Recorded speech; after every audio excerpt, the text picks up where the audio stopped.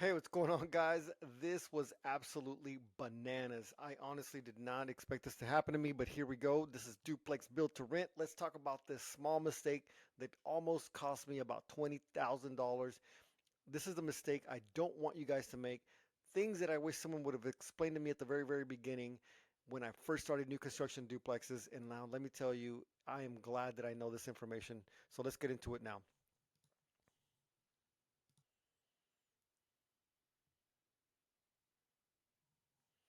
So here's the situation, guys. There's three types of surveys that we typically get when it comes to new construction. There's a boundary survey, there's a form survey, and then there is a final survey. And I'm going to go into detail here in a second and explain to you guys what all this means. This is an example of a boundary survey. We're going to be looking at these two. I'm going to zoom in for you guys so it's easier for you guys to see. But all it is basically is just telling you where the corners of the lot are and if there's anything on the structure whenever you're buying it. Essentially, you're asking, tell me where the corners of the lot are so that I know what room I have to play with. That's essentially what you're doing. So look at this, is very, very simple. They just basically marked it here, here, here, and there, and they're showing you this is what you got to work with. After that, we get the fill dirt put in. All this stuff here, this orange dirt. This clay dirt is the good stuff. Now we get the foundation guys to come out here and put in the forms. That's what this is. These wooden things are here. You see that? And basically what that is going to be, this is the stuff that holds in the concrete whenever we pour the slab, right? And so what normally happens is we go ahead and call for a form survey and we put everything on hold. The challenge with me was that I've been doing this for so long now, been doing it for 5 years, so I start to get a little bit cocky, a little bit, a know-it-all or whatever you want to call it, man. I'm like, I know this stuff. Why do I have to wait on people to get this stuff done? Time is money, right? So I'm trying to go through and get this stuff fast, right? Overconfident essentially is what I was doing. And so I was ready to move forward, but the city's like, hold on a second. Before we can even get to the pre-pour inspection, we have to have a form survey in just to make sure everything's kosher. And so reluctantly, I'm like, oh, okay, fine, whatever.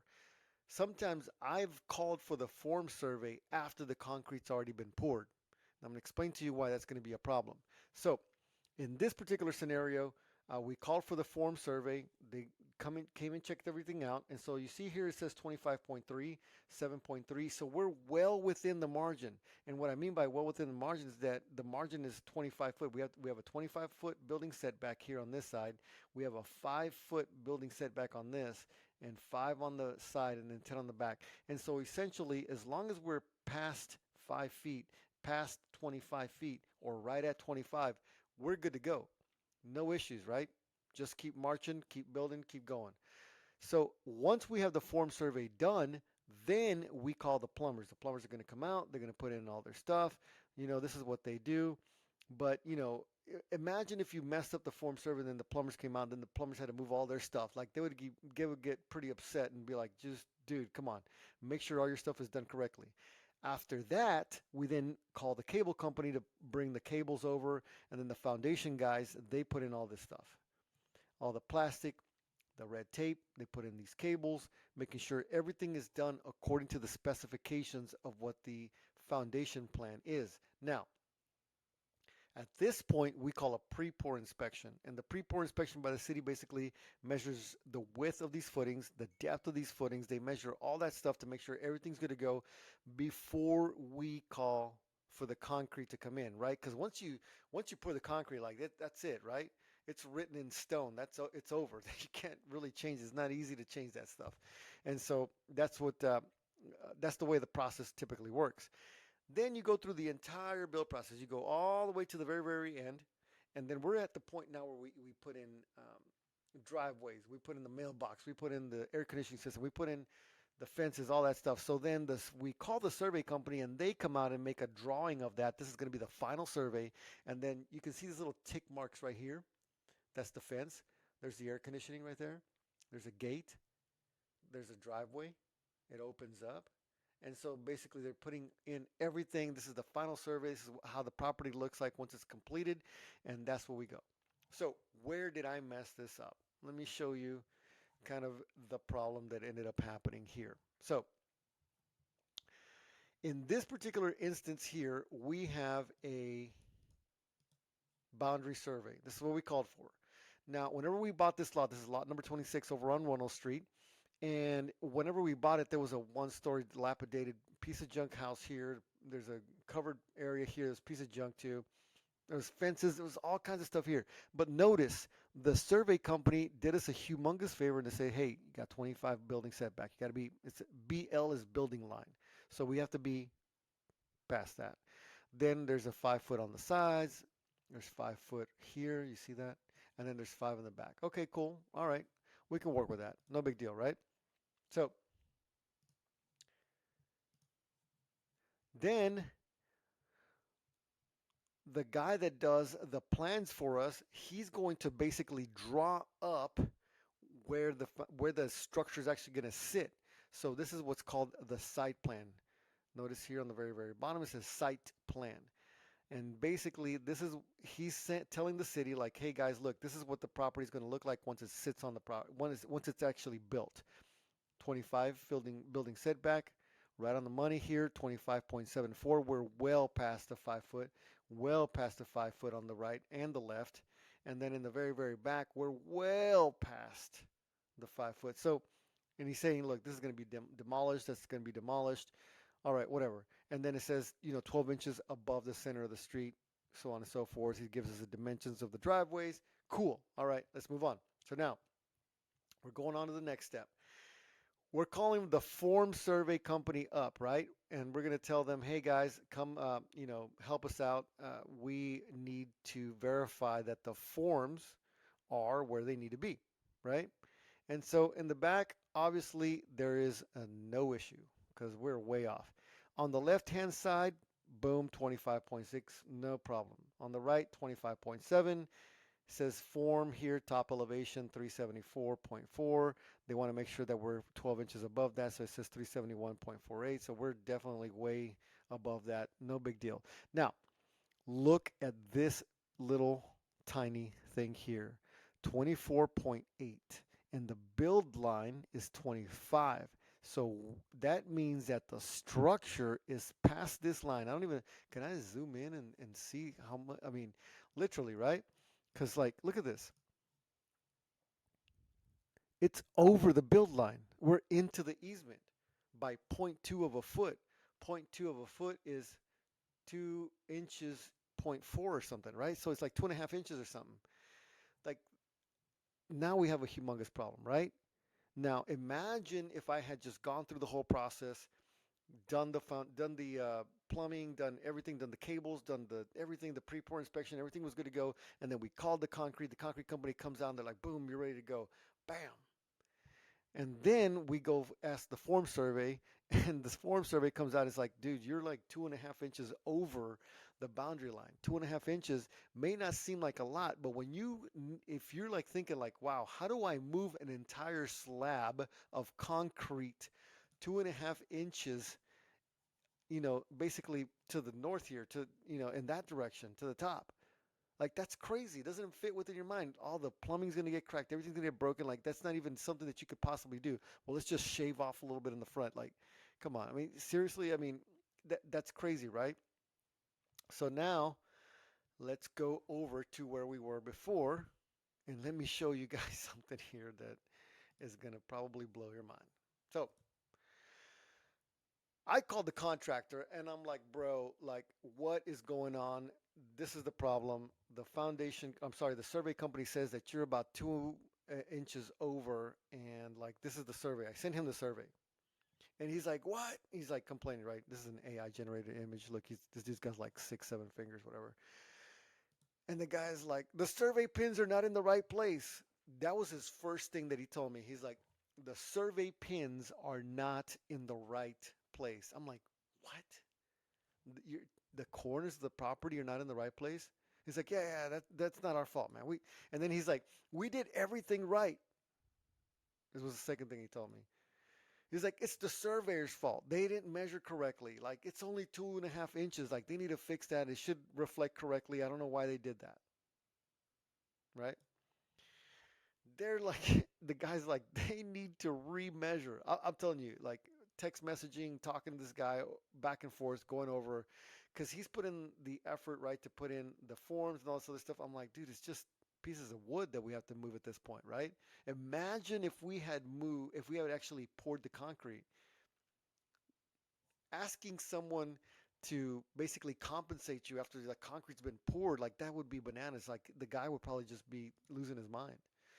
So let me show you something here real quickly from an email that I got.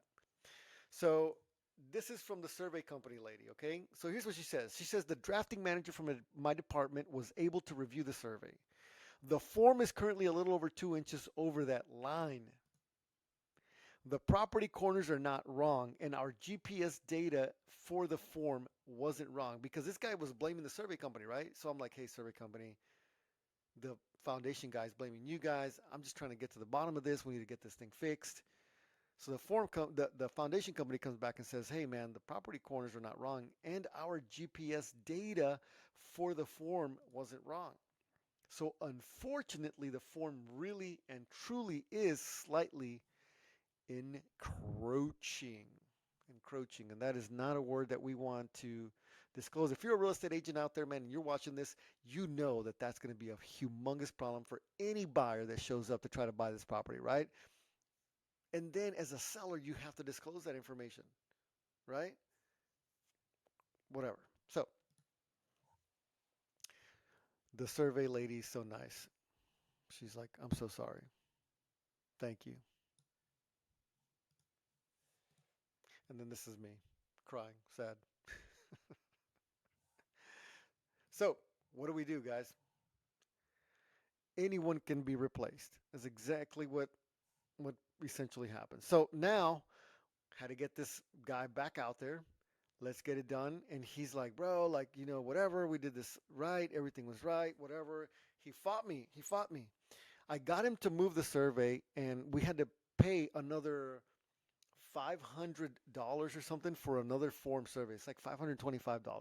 And here was the crazy part is that I told him, I said, bro, you need to pay for this. This is your fault. You pay for the new survey.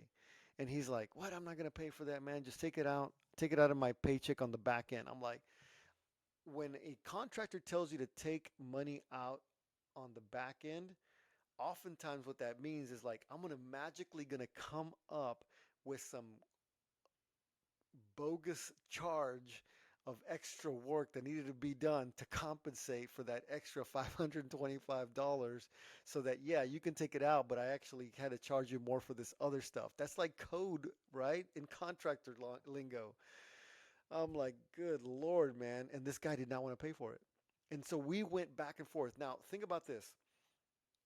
I told him about the situation and he fought me. So I emailed the survey company. The survey company is like, hey, we need a few days to figure this out. So we're wasting days. The lady comes back and is like, no, it's not our fault. It took her a few days to, do that portion of it. Then after that, she's like, hey, you want to order another survey? I had to get the guys back out there to fix it. That took some more days. And then I'm like, hey, we have to order another survey. I'm trying to tell this guy he needs to pay for the new survey, right? Which seems pretty reasonable. So I'm having him pay for the new survey. He doesn't want to do it. So I'm wasting a day, 2 days there because waiting to hear back from him. He's like, no, no, whatever. So then I have to pay for the survey, the new one. And then the survey company has to schedule it. It's not going to be like the next day. It's going to be, 4 or 5 days. And then they have to like redraw the whole thing. And now that it's like high on their priority list because there was an issue with it before. They want to make sure that it gets done correctly. So they're going to take longer to make sure it gets done right. So that's going to take another week, man. I mean, I'm telling you, we're wasting weeks after weeks after weeks after weeks. This whole entire little process wasted an entire month. Now, am I okay with wasting an entire month and not spend $20,000 or more probably to try to fix this issue if this foundation thing would have been over? Yeah, absolutely. It's not a big deal. So here's what I'll tell you guys, and this is where kind of we're just talking back here about anyone can be replaced, man, including ourselves. And this is the biggest analogy that I give a lot of new construction people is like, look, you are the head coach. This foundation guy is replaced. He's done. We're done. Now we don't they're, contractors, so they're 1099, you know, and they're just like, hey, the way I communicate with these guys, and if you have to have a little bit of that temperament for this, is explain to them like, hey, look, I'm really sorry, man, but this just isn't working, and I'm sorry, we're just gonna have to, part ways, whatever you want to call it. However you want to deliver that message. The message you don't want to deliver is like, hey, you're fired, because now you're assuming that you employed them as as like actual worker, like a W-2. So, I'm not trying to give you guys legal advice, so whatever. Make your own judgment. But what I'm trying to explain to you guys it is that you, as the head coach, have to find specialists who are exceptional at what they do. And when you find that chink in the armor, man, you have to replace these people.